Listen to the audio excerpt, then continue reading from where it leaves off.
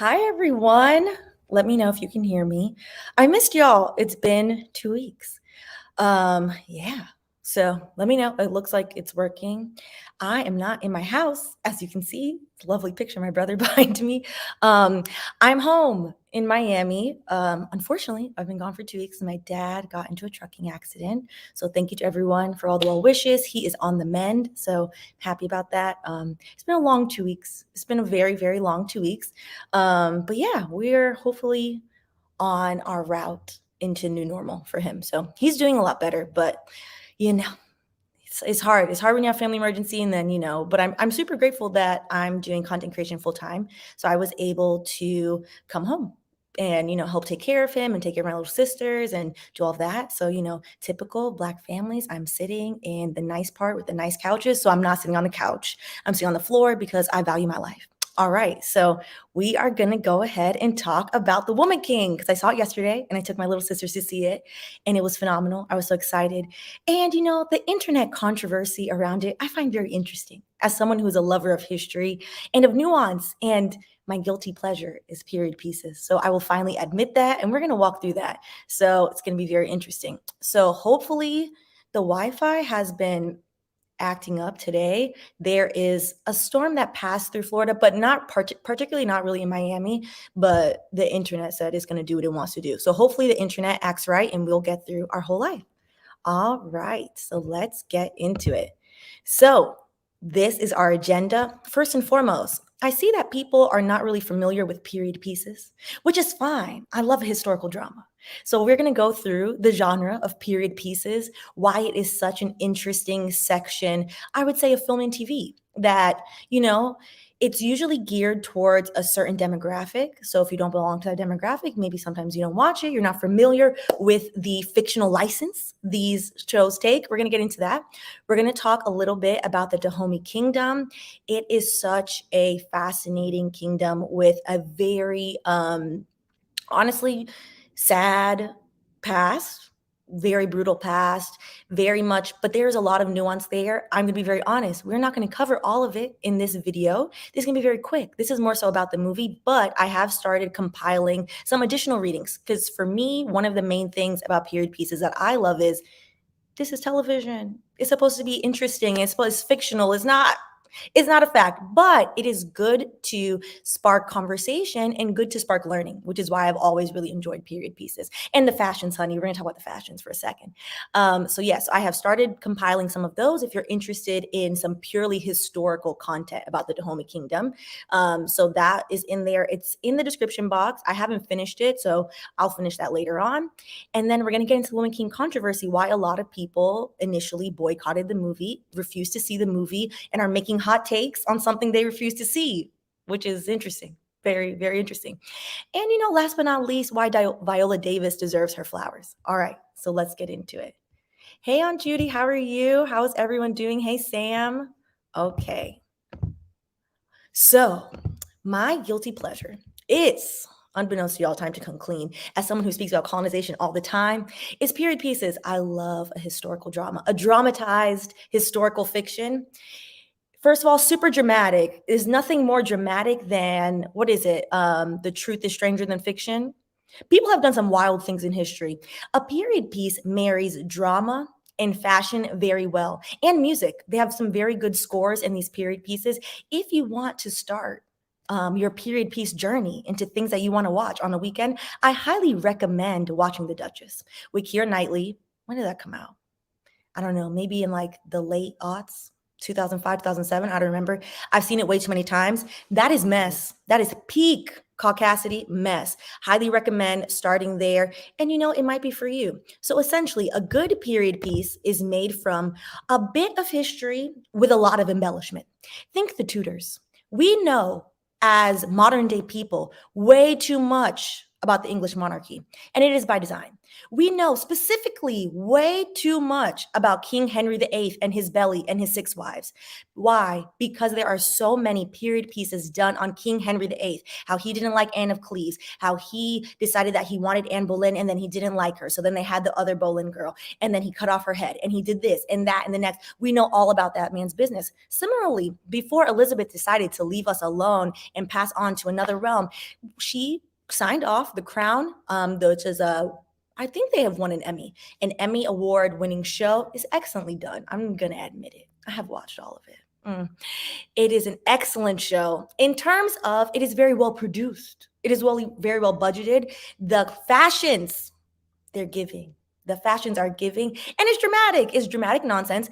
However, because The Crown is based on Queen Elizabeth II and her raggedy family, they definitely signed off on that. There are some truths in The Crown, and there are lots of embellishments. Lots of, let's make Lizzie more likable.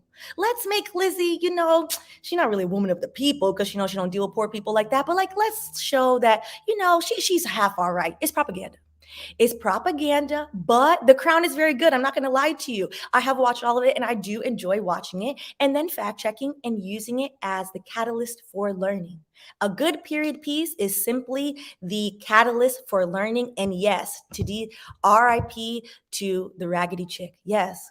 Goodbye, Elizabeth. Good riddance.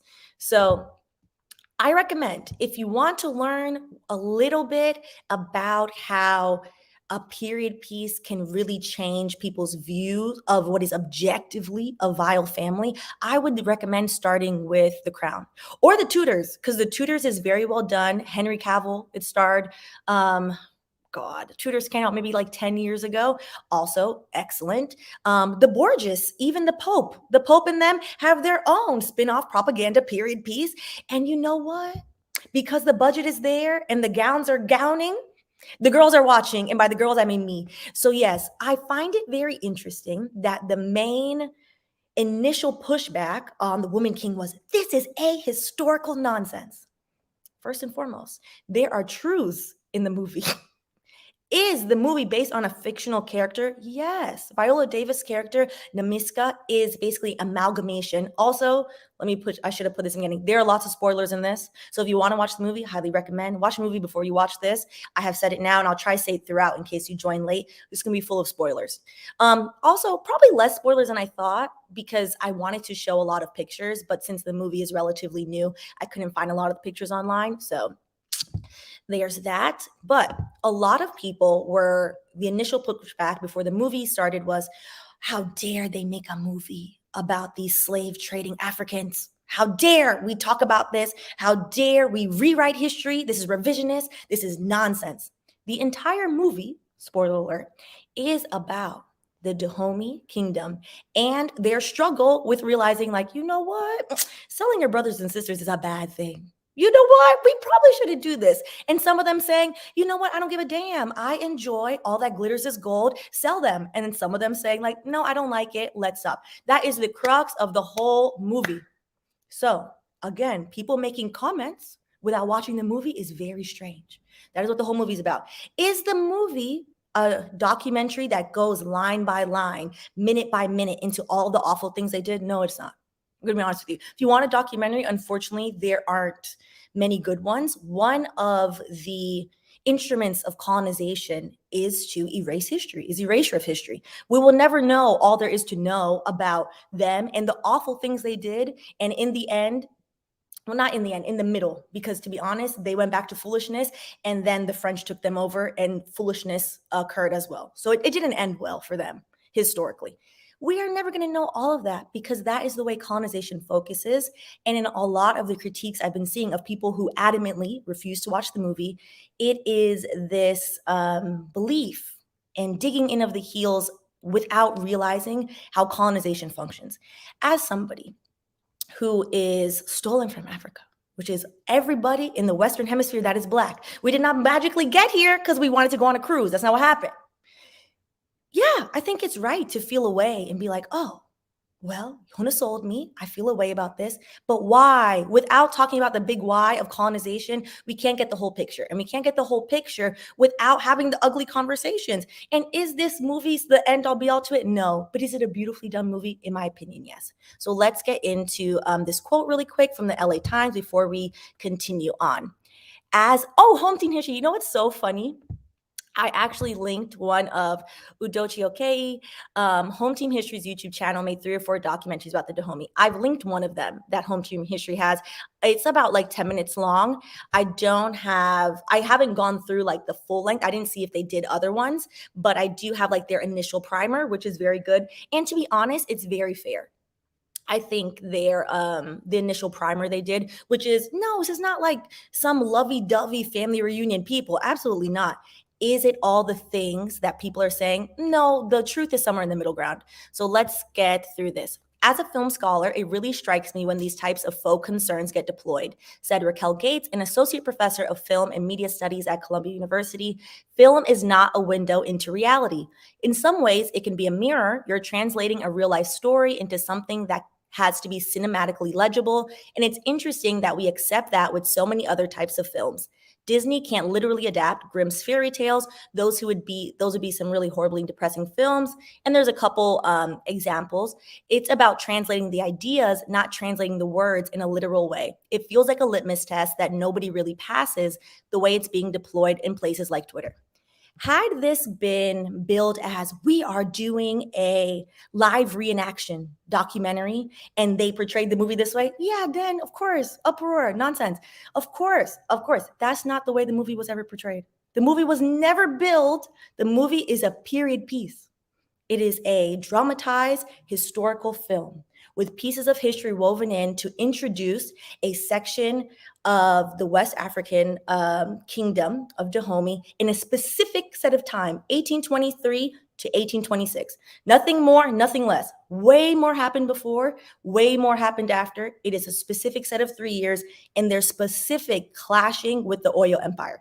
That is what the movie is. That is what it is. That is what you're getting. If you're hoping for more, you'll be highly disappointed. All right. So back to really quickly, and I see some people bringing up who wrote it and those controversies. We're going to go through all of that as well. All right. So, this is so small. Let me bring this up. So my favorite 5-head queen, Marie Antoinette, who eventually lost her head, is one of the most, what is the word for it? I was going to say cinematized. That's probably not a word. One of the most used, I would say, historical figures in period pieces. This is just a brief glimpse from Wikipedia of all the films that she has appeared in. She was long dead before TV happened, child. And some of the shows that she's appeared in. And it is because Marie Antoinette is often used, the same as the Tudors, the same as everything, as propaganda, as France saying, we had these rich people, and you know what? We chopped off their heads, and now we have liberté, égalité, fraternité. I forget. That's France's 3 pillars: liberty, equality, fraternity. That France is a very much racist society that believes that they do not have any racism. It is quite interesting. Having worked for a French company, that was one of the most eye-opening experiences of my corporate life. Be like, what do you mean y'all don't identify by race? That doesn't mean the racism go away because you can't call people Black. Very interesting. And one of the things that a lot of the films are American, and then some of the films are French as well. It's this idea of retelling the history in a way that makes Marie Antoinette, most of the films portray her as a young woman. She was very young before she got beheaded. As a young woman who didn't have any sense and was forced into aristocracy. I always say this word wrong. Aristocracy. She was just born into it. And she just was eating cake and doing all these things and being frivolous, but she didn't really deserve to get her head cut off.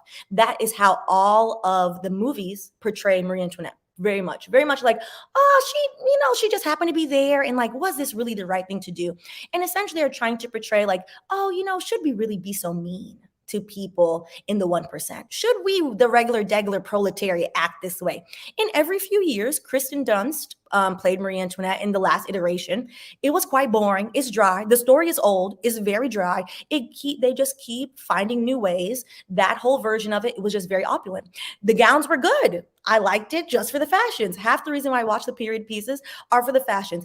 But is there anything new? No. primarily why I really think everyone should watch The Woman King.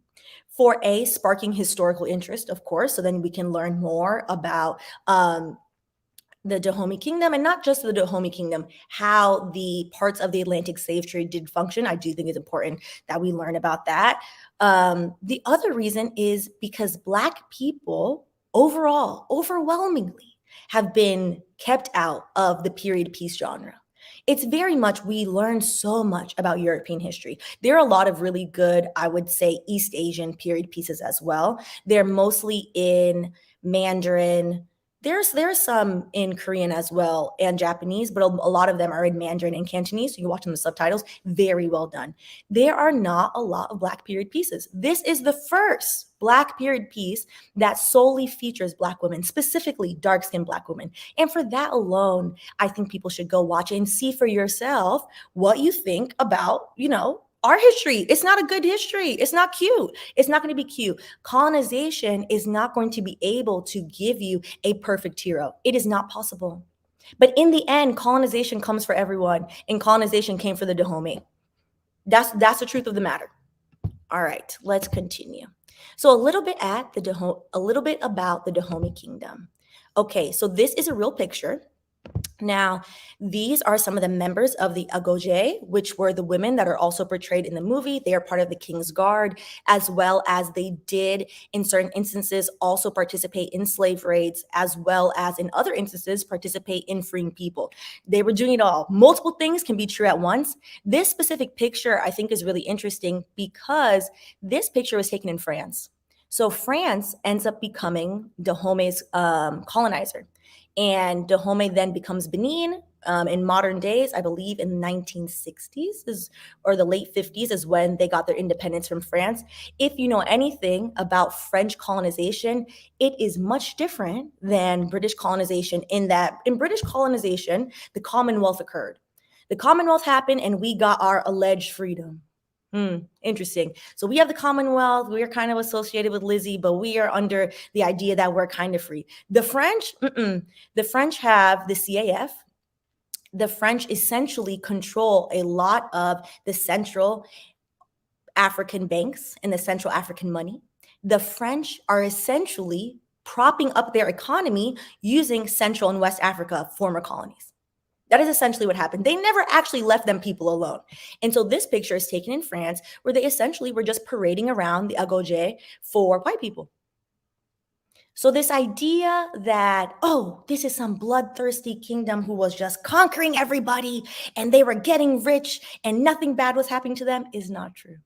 It's not as true. Were they conquering other people? Yes. The root of their issue, how they became a warfaring, war-focused community is because originally the Yoruba people of the Oyo kingdom, so there's people and then there's the name of the kingdom. The Dahomey people, not all of them, but a lot of them were Fon people, F-O-N.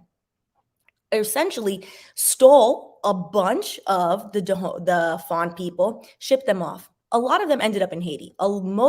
I think it is over 60% of Haitians trace their roots back to Benin. Benin is modern day Dahomey. Shipped them off, sold them to the French. So you go.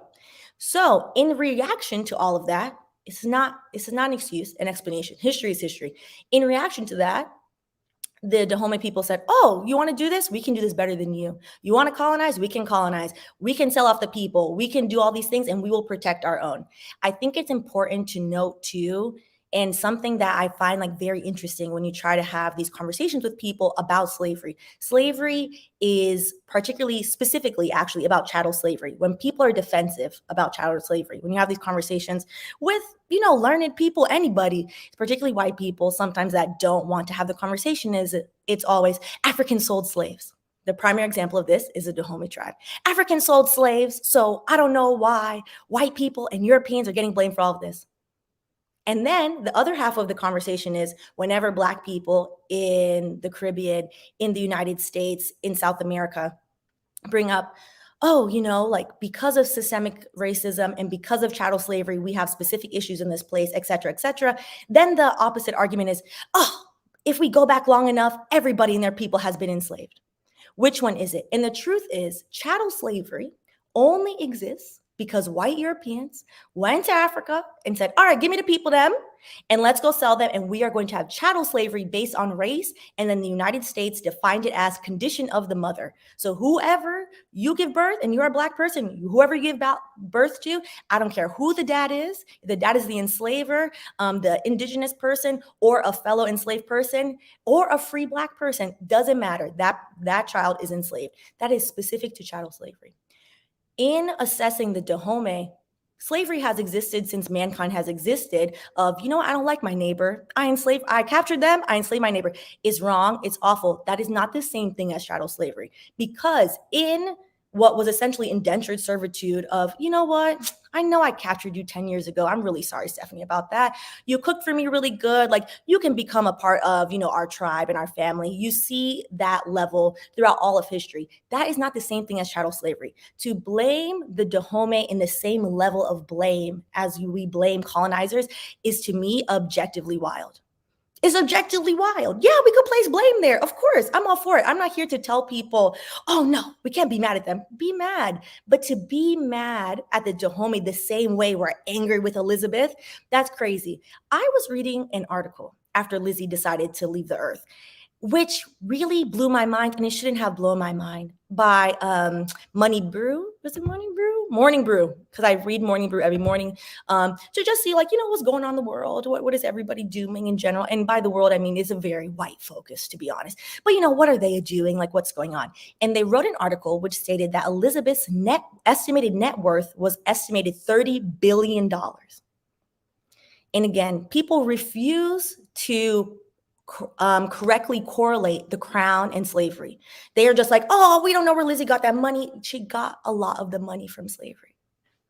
Last live, which was 2 weeks ago, we talked about colonization and the crown and about Lizzie dying. And we talked about the Duchy of Lancaster, which is basically like this it's from 1200 and something, this old estate that the crown owns. It doesn't matter who sits on the crown. It gets passed down since the year 1217, something like that. And they pass it down. They make millions of dollars a year from the Duchy of Lancaster. It's a very known thing. Everyone in England knows about it. There's a website. We look through all of it. People refuse to make the same correlation, like, oh yeah, slavery, the crown benefited from slavery, obviously. Queen Elizabeth I is the one who helped concoct the idea of chattel slavery. This is not anything new. So to say that the Dahomey, who were wrong in selling all their people, I don't want anybody to take away from this. And I'm like, oh, well, it's okay. Because no, it's not okay. Are wrong for selling people, wrong for doing all these things to their fellow Africans. It is not the same thing as chattel slavery and as colonizers still benefiting from colonization. It's not the same thing. It's this apples and oranges. Apples and oranges, and we cannot have a nuanced conversation until we can learn that we are never going to get a perfect hero because of colonization. We're never going to get a perfect hero. A lot of the people I saw on Twitter, because, I don't have Twitter, but I'll go peruse around over there, saying, I'm not watching this. I refuse to watch this. How I can't believe that, they were participating in the slave trade to protect themselves, which is wrong, are the same type of people that I'm like, I bet you if someone told you, I'm going to put you in jail for 30 years, you would snitch on your best friend real fast. It's those same people that refuse to understand the context of history and the specific context of what happens when you push people to their brink. Is it wrong? Yeah. That's what it is. It's wrong. But did it happen? Yes. Does that mean that's the entire story? No. All right. So let us continue. So one of the things I found really interesting, which, oh God, I cannot see this, really interesting about the movie and in general, of course, they had to, sorry, my nose running. They had to have a historical consultant. So the historical consultant, the main one on the film was Leonard, hopefully I say his last name right, Wachakan. I should have practiced it. Wachakan, I think is how you pronounce his last name. He is from Benin. He actually has family members that he can trace that were in the Ogoje. One thing important to know about the Ogoje that I forgot to mention, there were a lot of them that were formerly captives as well before they joined the Ogoje. So they were captives and then they joined the Ogoje, or they were forced into it not all of it is just so cut and dry. So he is a professor at Princeton.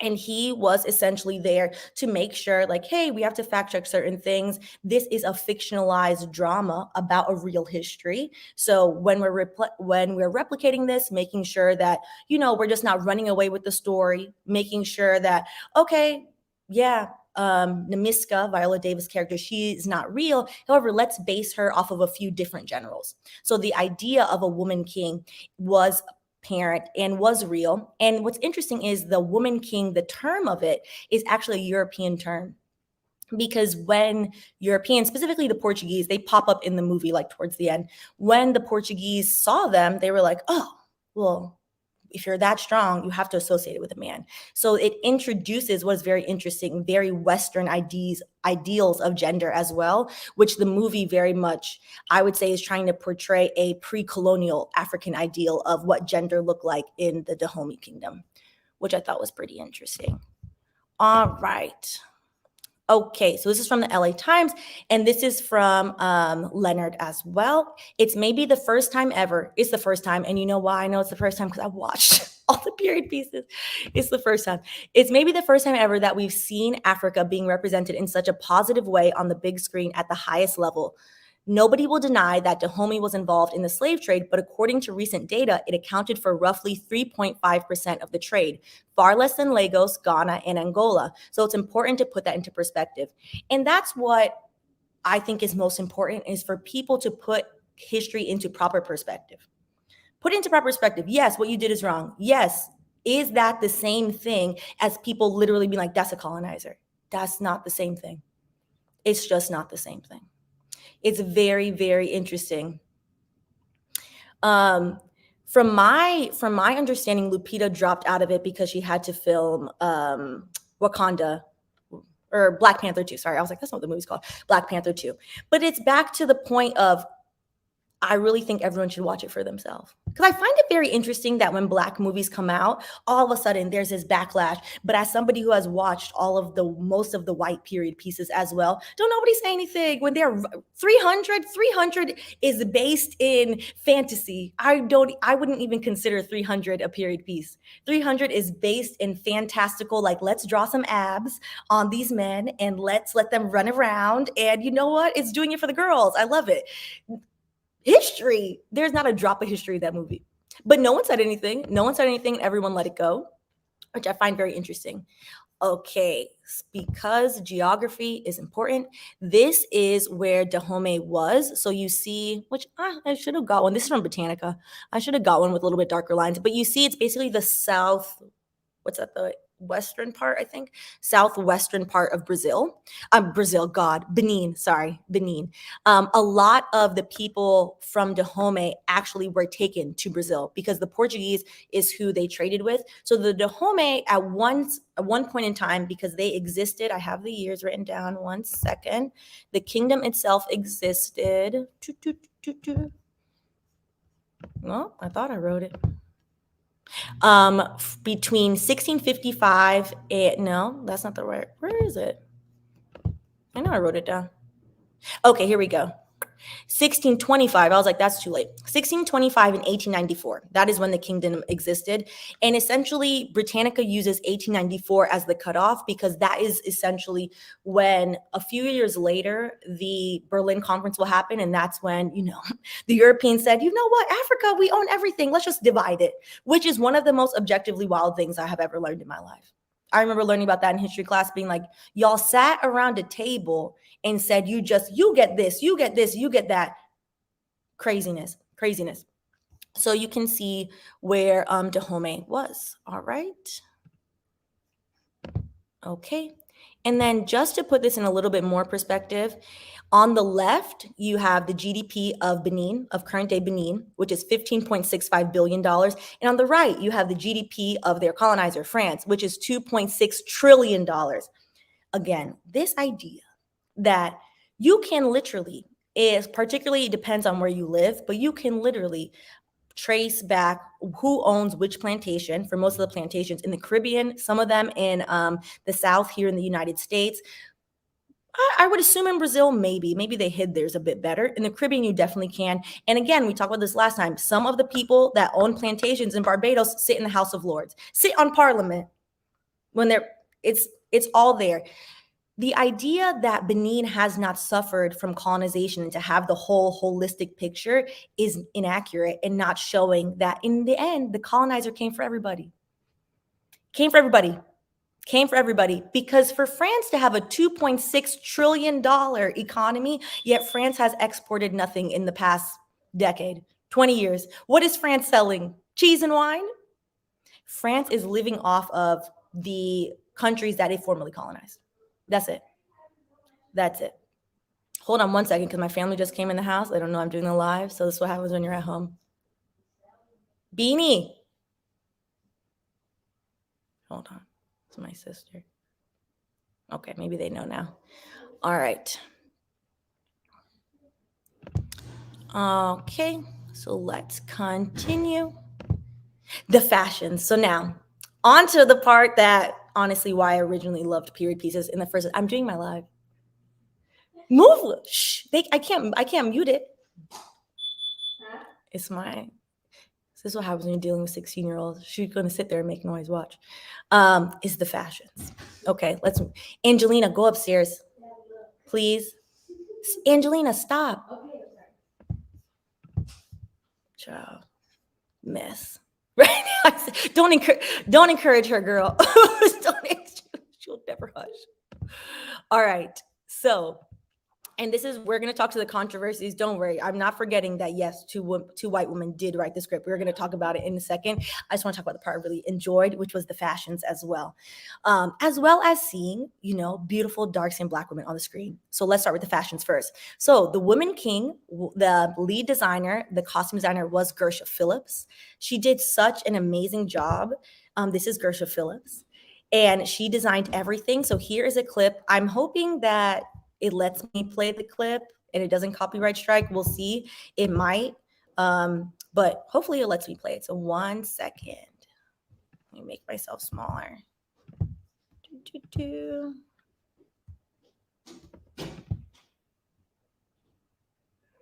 We had our backstory in everything. On our cross belts, there are different etchings. They're all ancient West African symbols. Each actor was able to pick their own symbol for their belts. Gina really liked that idea. But the really cool thing about this is that we have these woven in Ghana. It's a very specific fabric to West Africa. Every department ensured that everything was as accurate as possible. Even though it takes place 1826, it could be here, breathing, existing. The goal is to put you exactly in the world and keep you there.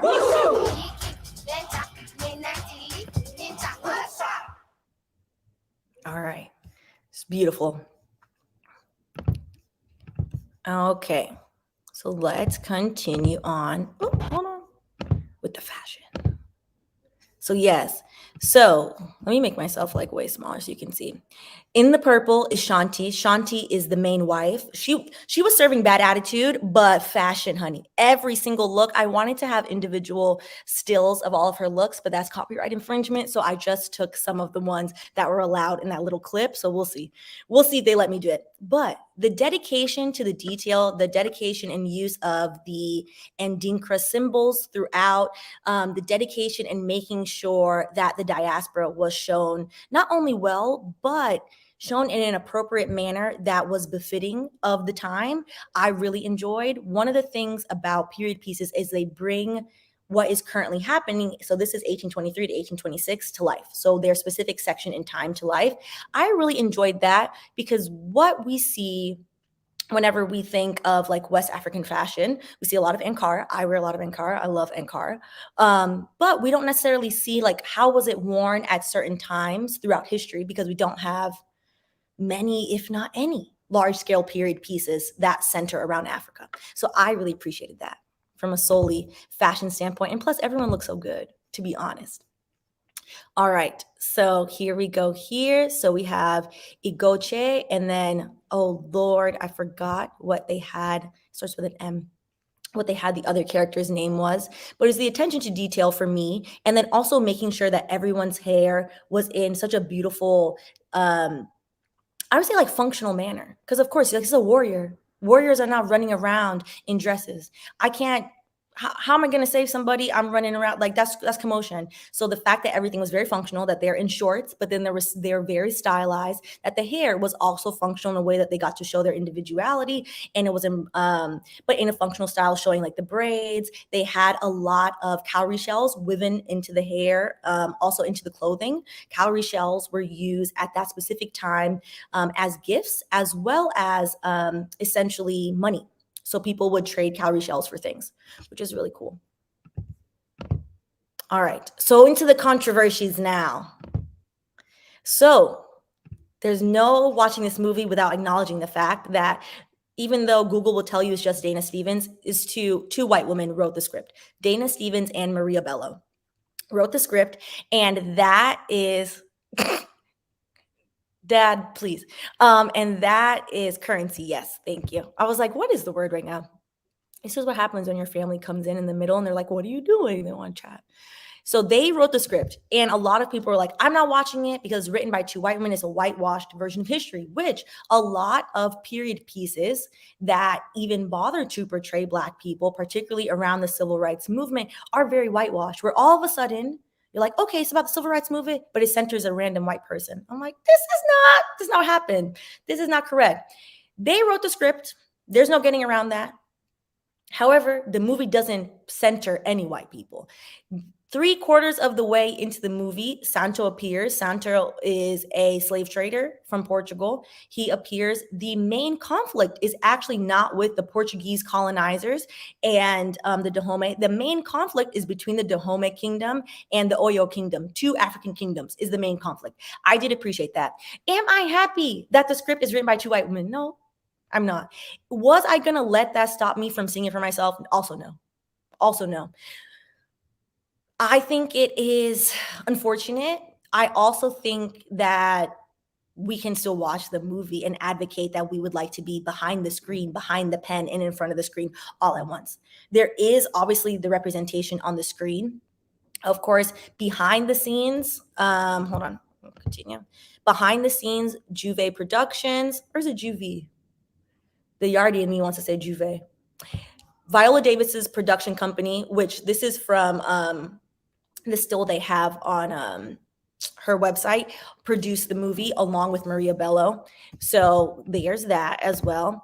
And this is the director. And this director, which Gina Prince Blythewood, I always forget what like her last name, I think it's Blythewood or Blythewood. I always say her last name wrong. She has done many movies. Most probably memorable, if you remember, is Problematic Love and Basketball, which is a love-hate relationship for most people. Once you get into your big age and you realize like, wait, why? She should have never ended up with that man. But as a kid, yeah, I watched that movie at least a dozen times, because I wanted to see myself on screen and see what happened. Like, oh, what happens when someone's interested in you? Love and Basketball is I would say a Black struggle love movie. She should have never ended up with that man, but that is a different conversation. But she has been doing this a long time. So she was the director.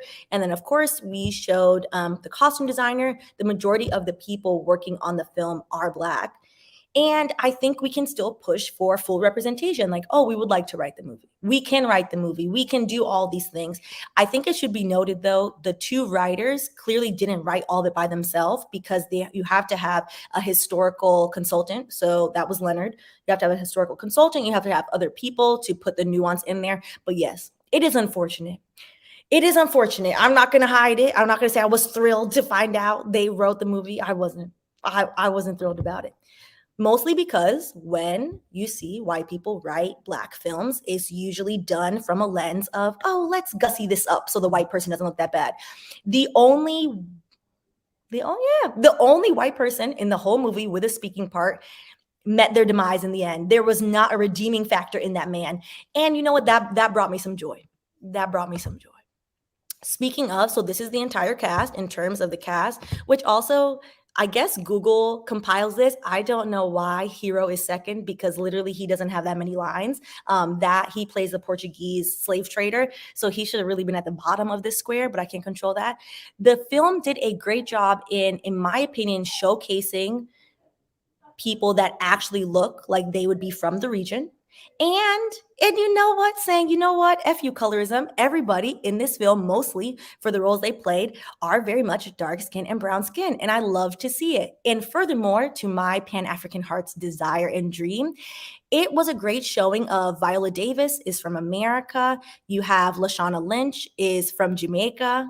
Who's my brother's calling me? Sorry. Then you have, hold on, let me make sure I say her name properly. Thusu Imbeju, I think, is from South Africa. So you had a great diaspora showing in the film, which I really appreciated.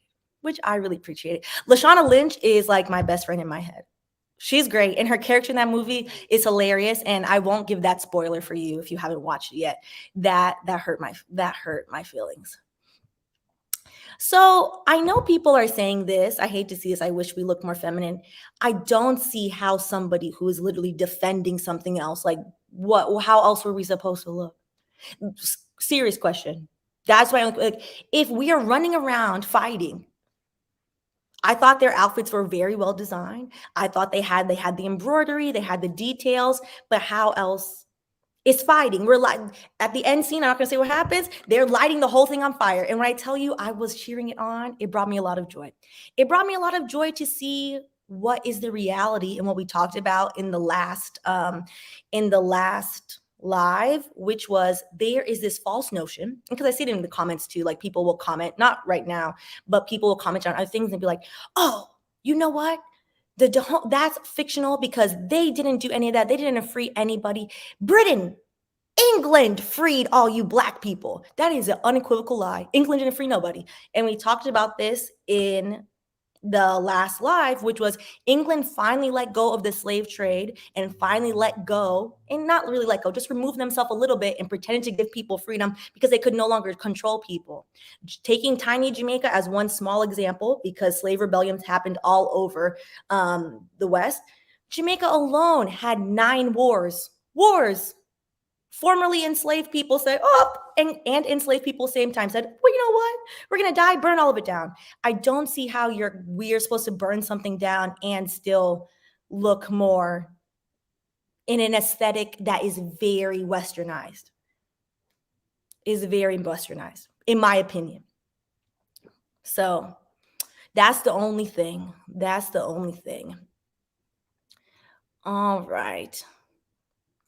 So I think everyone should watch it and give it a try. I think what's interesting, I watched Mayowa's World.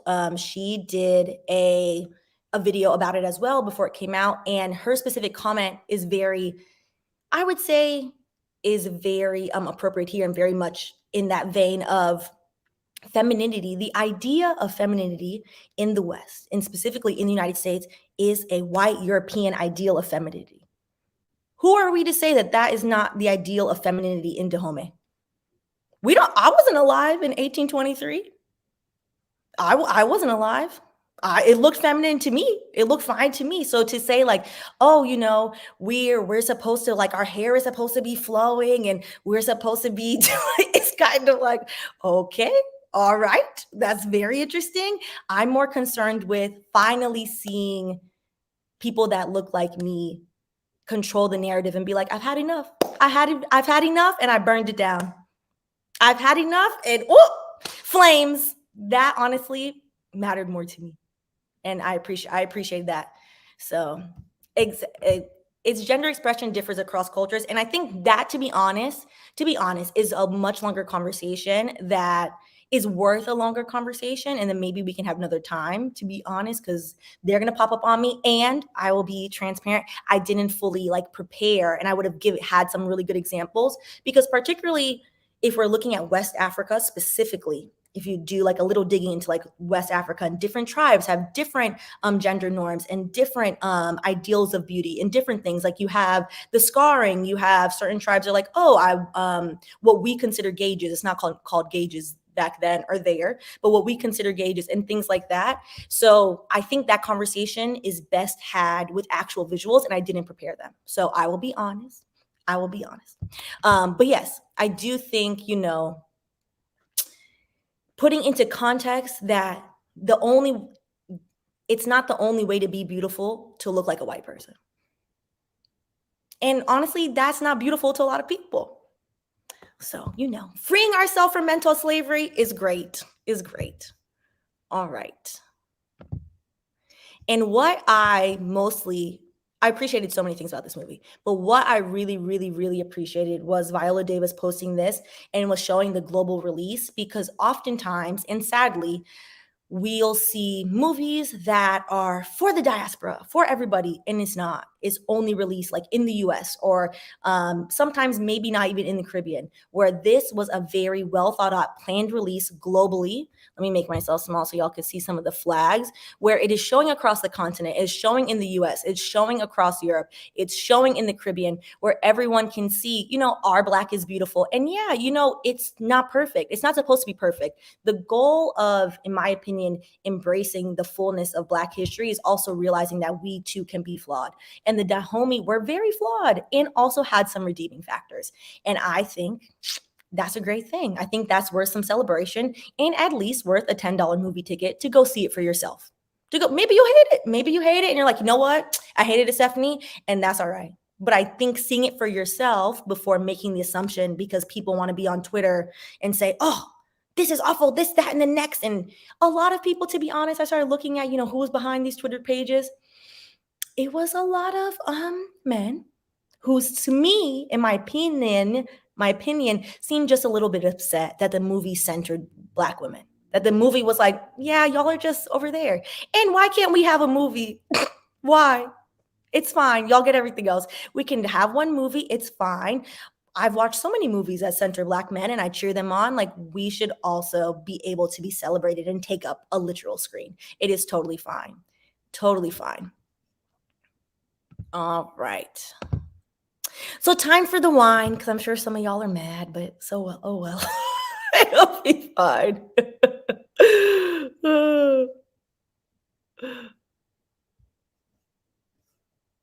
It will be all right. Susie, exactly. The main Shanti, the main queen was more quote unquote feminine, as we assimilate with, but she had a different role. Exactly. And she was not fighting. She was not fighting. She was giving looks. She was giving locks. She was giving all the things, but she was not fighting.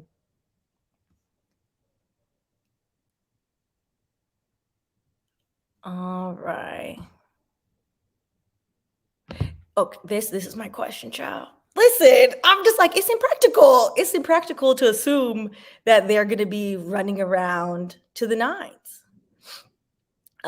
So KY Coconuts, I'm sorry, they were giving beautiful Black femininity. They were also warriors. Should they be fighting in heels? Listen. So I'm not gonna argue with people that don't got no picture in the avatar, child. That's also another thing I've noticed, and something that I've learned on the internet as well. It's very interesting to see when people like rile themselves up, but then I'm like, okay, that's how you feel about it? That's how you feel about it. All right. All right, so let's go through the comments. Definitely agreed on period pieces. Versailles is another good one to get into, minus the explicit nature at time. Did I watch Versailles? I think I might have started it. I need to finish it. Listen, it's one of those things where I'm like, yeah, I've watched it and I hate admitting it to people, but it is very well produced. It is very well produced. The funniest part of The Crown, which is 100% royal propaganda, because every once in a while they try to like be like, Lizzie's a fool, just to like even it out. It's royal propaganda nonsense, like I said. But the funniest episode to me is, spoiler alert if you ever want to watch it, when that man snuck into her room. That was wild. That was absolutely wild and hilarious. And I was like, wow, Elizabeth, just raggedy. Oh, you know what? I haven't kept up with Pastor Whitehead. I need to go follow him. I've been a little behind in the past weeks. I'll go see. Here's to me listening, have no TV or time to watch. Thanks for the recognition. You're welcome, Sam. They did. Oh, very interesting. Okay, I am going to have to look at it. All right. Listen, there's lots of research to be done. And of course, again, I already said this is not a holistic, end all be all video, to be honest. I already said that, but it's a start. It's a start, and I'm going to compile some resources so y'all can see them for yourself. All right. Yeah, a lot of these things are, and I'm not excusing it. We shouldn't excuse it. We should push for more representation behind the pen. But Ariel, Little Mermaid, most likely will be written by a white person as well, and that is a white story, and people are watching it. Like, I just think people should try it. Spend the $10 and then see, and then see. All right. It's wine o'clock. I learned about the Dahomey tribes briefly in high school, 1991, in my African American Studies class. But that's where it began and ended. Schools aren't going to teach it, especially now. Exactly. The school system in any country that has been colonized. And America has been colonized. We just don't look at America that way, because America is essentially said, oh, you know what? Indigenous people, we don't got those anymore. That's essentially what America has tried to do for a long time. There are plenty of indigenous tribes as well, but that's the way America teaches history. So America refuses to acknowledge that America is a colonizer, which I find fascinating. America specifically does an awful job at teaching Black history. And you know what? Maybe they're doing a good job at erasing it. That's the whole goal. The whole goal is to erase any conversation. And you know what? Good or bad, I think any conversation about this at least sparks, hopefully, an interest to do your research into peer-reviewed studies on what is actually going on. Because a lot of what I found in doing research for this is that a lot of the articles were opinions and not articles. The Amazons of Africa. If it says the Amazons of Africa, the reference point is white. The Amazons exist in Greek mythology. The Amazon rainforest is a whole separate thing that they named in Brazil. The Amazons exist in Greek mythology. And when white colonizers went to West Africa, they were like, oh, these strong women here, we're going to call them Amazons. That is not the term they use for themselves. So any article that started with that, I was like, oh, here we go. We're just going to start with the nonsense. All right. Yes. French colonization is a saturated British colonization. My English is great today. Is great. Exactly. They are. It's this. So, oh, she's always going to be Lizzie to me, even in the death. I'm not business with Lizzie. Also, if you just popped up, we're on to comments. So it's just going to be forehead and comments. So, all right. Thank you. It's wine o'clock. I wasn't sure what to expect, but I was very pleased. We as a people need to do our due diligence in the home and teach our children. Exactly. To be honest, because the controversy seems so much louder than the movie, I was very excited originally to see the movie. And I knew that I was like, oh, I want to see, how are we going to talk about what is a very brutal practice that they did? How are we going to address this? I was like, we can't have a movie not addressing this. That would be a mess. So when I saw all the controversy of how dare people make this movie, I was a little like, oh, I don't know what the movie will be about, but I still want to see it for myself. And in seeing the movie, I was very happy, very, very surprised, and very much the idea of seeing a group of Black women in sisterhood on the screen that is not centered around a man. What? Sign me up. I'm gonna watch it 3 times. That alone. It was beautiful, the sisterhood aspect of the movie. I love to see it. Exactly. And this is the, in my opinion, what is most important about the movie. They refuse to articulate how chattel slavery differs from indentured servitude and war captives. If we don't differentiate why one is different, then it's easy for, people that are formerly colonized to be like, oh, well, y'all were doing the same thing. No, we weren't. Stop. It's not the same.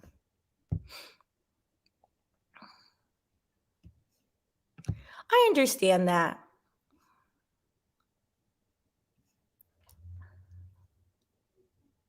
The judge says I'm serving anything longer than 5 minutes, I'm snitching. Listen, people need to be more honest, okay? All right.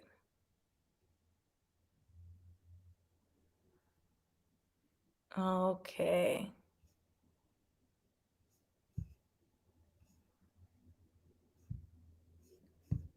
I'm just going through the.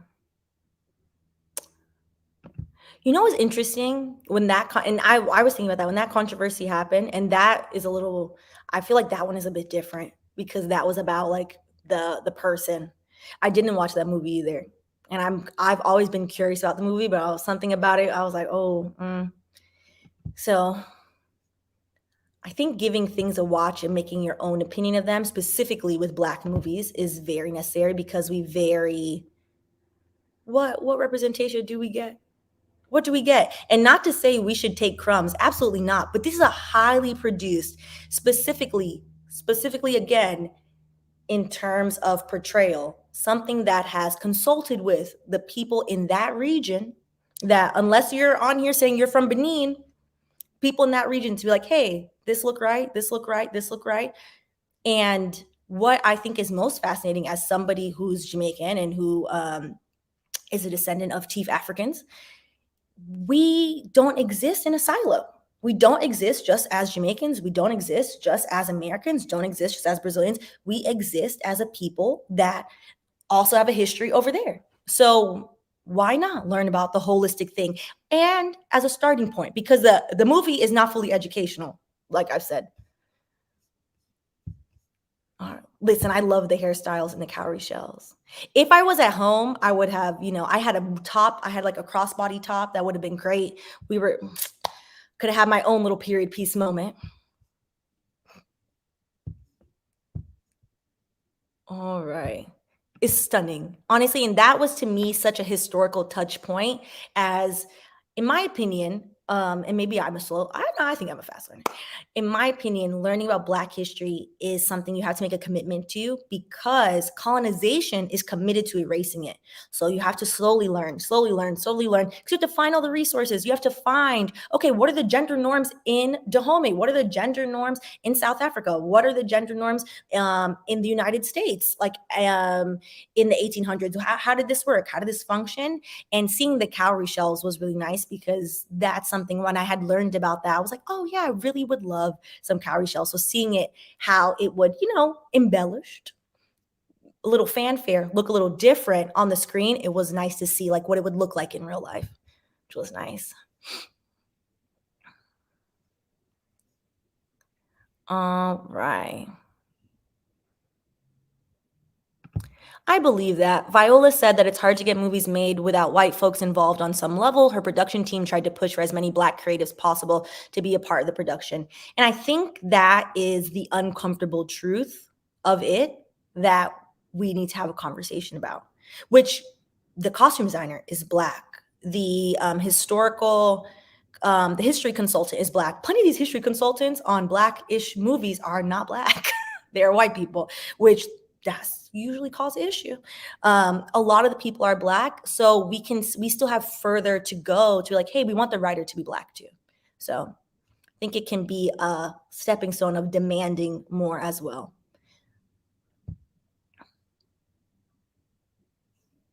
Yeah, I agree. Getting what is her name? Mara Brock-Akil, who is the creator of Girlfriends, which Girlfriends, when you watch it again as an adult, I'm like, oh man, Joan Carroll Clayton is a hot mess express. I knew she was a hot mess. And I watched it again. I was like, damn, Joan, I love you. And this is a mess. For years has been trying to get people. Girlfriends is one of the best rated, most watched women casted TV shows ever. It features 3 Black women and 1 biracial Black woman. Lynn, the character, identifies as both. It depends on Lynn's mood. So I'm just saying both. So what has been really interesting is that show ended, I think, 15, if not 20 years ago. And for 20 years, she's been trying to get people to fund the movie. And people are like, no, they won't do it. A movie that would most likely gross so much money is in the like they would get their money back. Girls Trip is, I wouldn't say not anywhere similar, but it was an all Black female cast as well. Did very well. Girlfriends, there's so many people. I would watch Girlfriends 5 times. Girlfriends, the movie. Sex and the City movie did so well. It would do so well. And Mara Brock-Akil has repeatedly said people will not give her the budget to actually make a proper movie. So a lot of layers. Listen, we could have a whole video on love and basketball. Watching it as a kid, I was always like, Monica, girl, why? Even as a child, I was like, he was going to choose Tyra Banks over you. Like, girl, absolutely not. Absolutely not.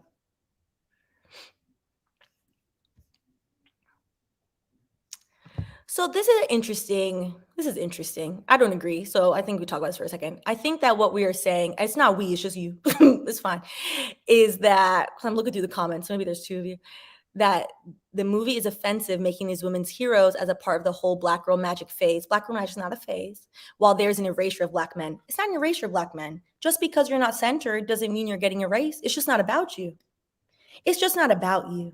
And that's okay. And I think what the comment is elucidating is when it is not about a group that is constantly used to being centered all the time is a problem. It's a problem. It's just everyone's upset. They're fidgety. They're, well, where's me? It's not about you. Why can't other people be seen? Why? It's the same thing when we have conversations. That, you know what that would remind me of? What I really enjoyed, I took my little sisters to see the movie, and to see their reaction made me so happy for them to see Black women on the screen, commanding the screen, the story about Black women holistically, the story of Viola Davis throughout. And I won't give too many spoilers because I gave some of them, so sorry about that. To see the arc of all of that made me so happy. It would be similarly because the majority of the women centered that have speaking roles and that are on the screen are majority dark-skinned and brown-skinned women, as it should be, because we are talking about a specific section and the majority of Black people are brown-skinned and dark-skinned. It would be very strange if someone was like, why are there no light-skinned people on the screen? Why? Why would there be? Why would there be? It's fine. It is fine. It is all right. Nobody will die. So I always think that's very interesting when people come with the, well, where's me? Where is you? It's fine. It's okay.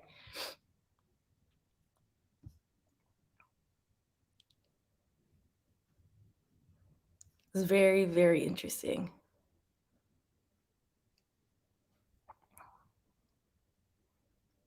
Oh, Lord. Candace. Y'all stop arguing. Okay.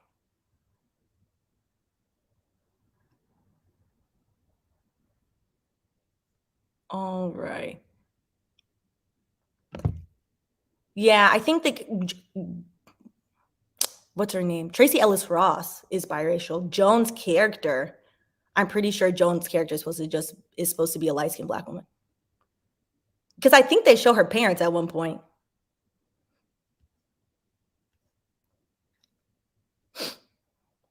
Yeah, listen, watching Girlfriends as an adult is very much like, ooh, mess. It's just a mess.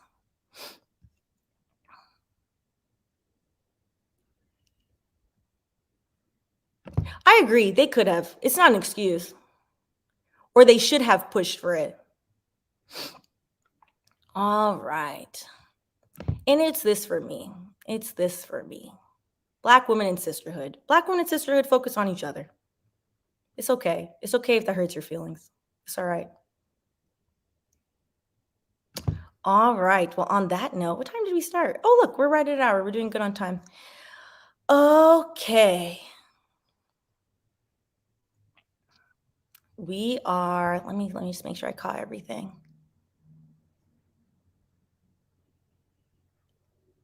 Yeah. Girl, that's why I let that was like, it's the thumbnail. It's the thumbnail of me trying to broaden out the thumbnail. See what happened? That's fine. They're very strange. All right.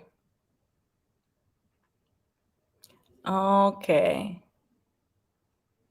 we'll end with this because it's giving strangers. These comments about there being no Black men represented is giving misogyny. We're going to act like dark-skinned Black women aren't the bottom of the hierarchy. Exactly. Why can't dark-skinned Black women have a movie? Some of these comments are very left field. Like, it is a movie about a set of women warriors. It is okay. That is not about you. It's all right. You will not die, hopefully. I don't think so. Who knows? Who knows? But all right. On that note, I appreciate y'all. And I'm going back to New York to, I don't know what day it is, Saturday. So we'll be back on our regular schedule. The only thing that I left the wine time there, even though I have no wine today, that I wanted to cover and I missed was the Nicki Minaj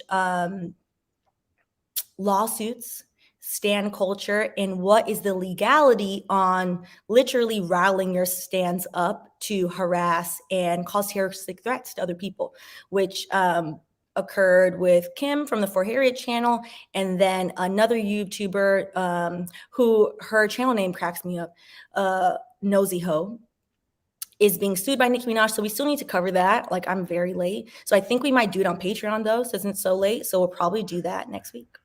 All right. On that note, I appreciate y'all. And you know what? I recommend watching the movie for yourself and then using it as a catalyst for further research. But we'll see. All right. Oh, look at this cup. So raggedy. All right. I'll catch y'all later. Have a good night.